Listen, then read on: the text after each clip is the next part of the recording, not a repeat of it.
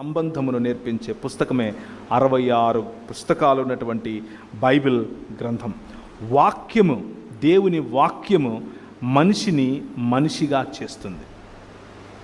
అదేంటన్నా, నేను ఇప్పుడు మనిషి కాదా అని మీరు ప్రశ్న అడగచ్చు. దేవుడు రాసినటువంటి ఈ ఆంథ్రోపాలజీ అనే ఈ పుస్తకం, లేకపోతే మానవ శాస్త్రముగా చదవగలిగినటువంటి ఈ పుస్తకం, దేవుని చేత వ్రాయబడినటువంటి మానవ శాస్త్రము ఏం నేర్పిస్తుంది అంటే, ఒక మనిషి ఎలా బ్రతకాలో చెబుతుంది. నువ్వు మనిషిగా లేకపోవటానికి గల కారణం ఏమిటి అని అంటే, లేకపోతే మనిషిగా అనుకుంటూ ఉన్నప్పటికీ 100% మానవుడిగా బ్రతకలేనటువంటి పరిస్థితి ఎందుకుంది అని అంటే, ఏ రోజైతే మనం దేవుణ్ణి తిరస్కరించామో. నేనెప్పుడు దేవుణ్ణి తిరస్కరించాను అంటారా? నేనెప్పుడు దేవుణ్ణి తిరస్కరించలేదే.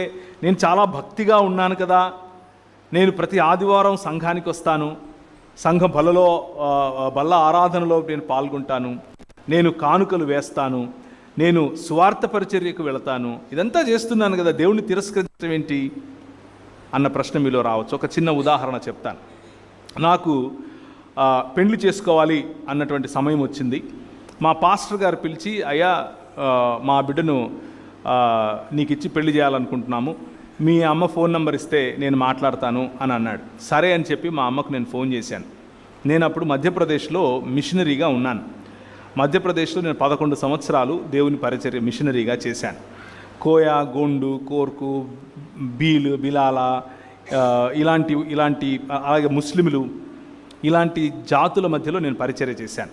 అలా పరిచర్య చేసే క్రమంలో మా పాస్టర్ గారు నాతో ఇలా మాట్లాడినప్పుడు మా అమ్మకు ఫోన్ చేశాను. మా అమ్మకు ఫోన్ చేసి, అమ్మ మరి ఇట్లా మా పాస్టర్ గారు వాళ్ళ అమ్మాయిని ఇచ్చి పెళ్లి చేయాలనుకుంటున్నారు, మరి నీతో మాట్లాడతారంట, నంబర్ ఇస్తాను అని నేను మాట్లాడుతుంటే మా అమ్మ నన్ను ఒక ప్రశ్న అడిగింది. మా అమ్మ 1800 చిల్లరలోనే, అంటే కాకినాడ ప్రాంతానికి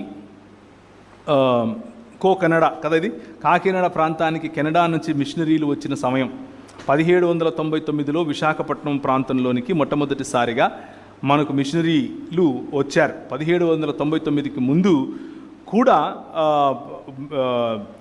బర్తలోమీ గారు, అలాగే ఆయన తర్వాత డానిష్ మిషనరీలు, ఆయన తర్వాత ఎస్పీజీ వారు ఈ గడ్డ మీదకి వచ్చారు.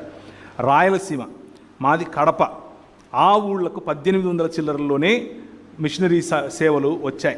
మిషనరీ సేవల ద్వారా మా కుటుంబాలు, మా అమ్మ తరఫున కుటుంబాలు చాలామంది ప్రభువును అప్పటికే తెలుసుకున్నారు. అంటే మా అమ్మ వాళ్ళ నాయన కూడా క్రైస్తవుడే. అక్కడి నుంచి వస్తున్నటువంటి క్రైస్తవం